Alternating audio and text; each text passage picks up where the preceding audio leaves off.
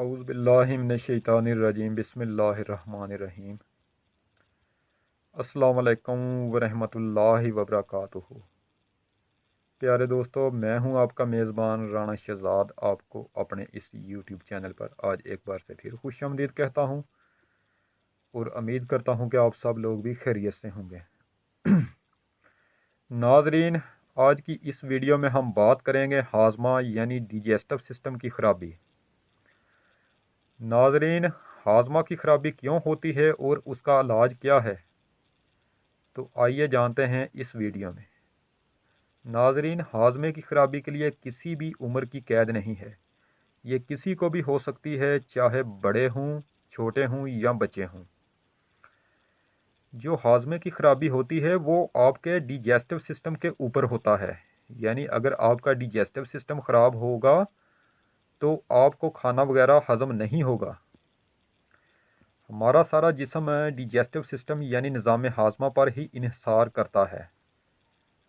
अगर digestive system में कोई प्रॉब्लम हो जाए तो उसका असर हमारे चेहरे, बालों और आँखों के ऊपर दिखाई देने के साथ साथ हमारे पूरे जिस्म के सभी हिस्सों पर दिखाई देता है। इसीलिए नाजरीन, निज़ाम हाजमा की कमज़ोरी की इलामात को समझना बहुत ज़रूरी है ताकि हम उसको पहचान सकें।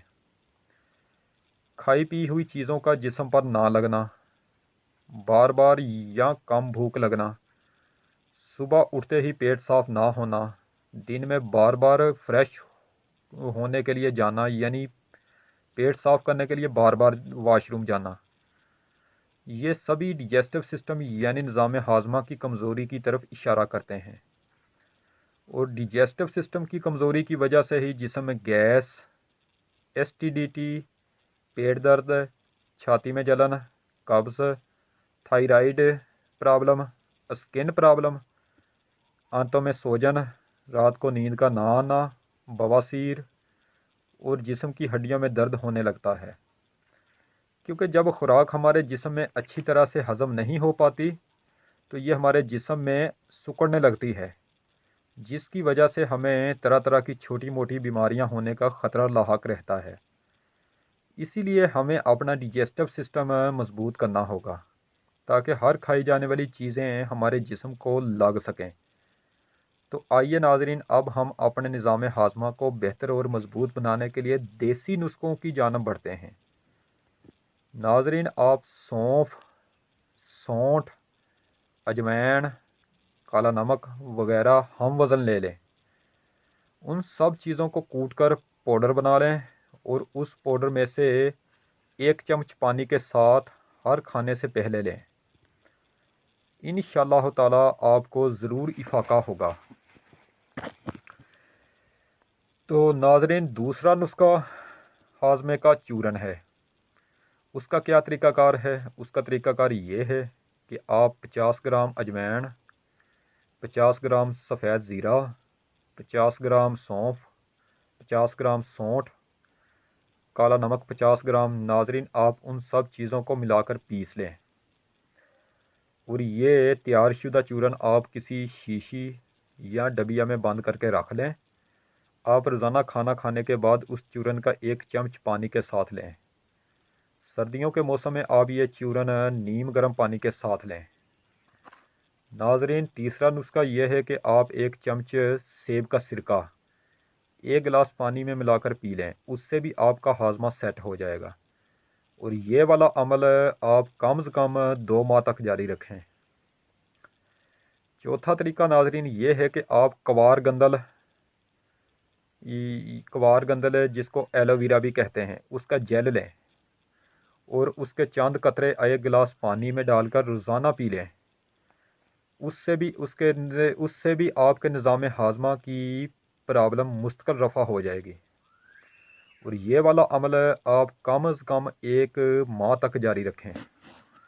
हामला ख़वातीन ये वाला नुस्खा हरगिज़ इस्तेमाल मत करें। ये वाला जो मैंने नुस्खा बताया ना, कवार गंदल का जेल, ये आपको पंसार की दुकान में से भी मिल सकता है। तो नाज़रीन, पांचवा तरीका ये है कि आप 2 बड़ी इलायचियाँ लें। एक होती है ना छोटी इलायची, एक बड़ी इलायची होती है। جو بڑی الائچی ہوتی ہے نا، وہ والی الائچیاں آپ 2 الائچیاں لیں، اس کے دانے نکال کر آپ کوٹ لیں، یہ پاؤڈر سا بن جائے گا۔ آپ اس پاؤڈر کو کیلے میں ملا کر کھائیں۔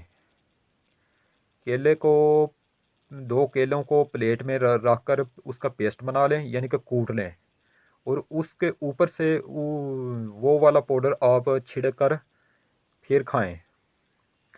یہ والا عمل آپ اس وقت تک جاری رکھیں جب تک آپ کو مکمل طور پر افاقہ نہیں ہو جاتا۔ چھٹا نسخہ یہ ہے کہ آپ روزانہ نہار منہ اسبگول کا چھلکا 1 چمچ 1 گلاس پانی میں ڈال کر پی لیں، یا دودھ میں ملا کر بھی پی سکتے ہیں، اس سے بھی آپ کا ہاضمہ سیٹ ہو جائے گا۔ کچھ دن کے متواتر استعمال سے آپ کو اس کا بہتر رزلٹ ملنا شروع ہو جائے گا۔ تو ناظرین، کچھ لوگ ہاضمے کے لیے ہاجمولا اور فروٹ سالٹ کا استعمال کرتے ہیں، لیکن میں ان کو یہ بتاتا چلوں کہ ہاجمولا اور فروٹ سالٹ آپ کبھی کبھار ہی استعمال کیا کریں۔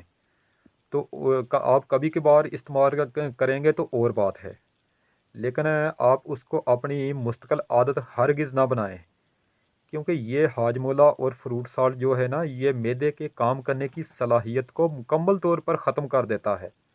اس کے بہت سے سائیڈ ایفیکٹ ہیں، اس سے آپ کا معدہ بری طرح متاثر ہوتا ہے۔ معدے میں ہاضمے کے جو جراثیم ہوتے ہیں وہ مکمل طور پر ختم ہو جاتے ہیں، اور پھر جب تک آپ فروٹ سالٹ اور ہاجمولا استعمال نہیں کریں گے اس وقت تک آپ کو کوئی چیز ہضم ہی نہیں ہوگی۔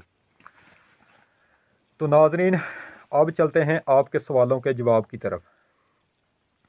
مجھے جی میل پر کچھ دوست احباب عزیز و اقارب کے میسیجز آئے تھے۔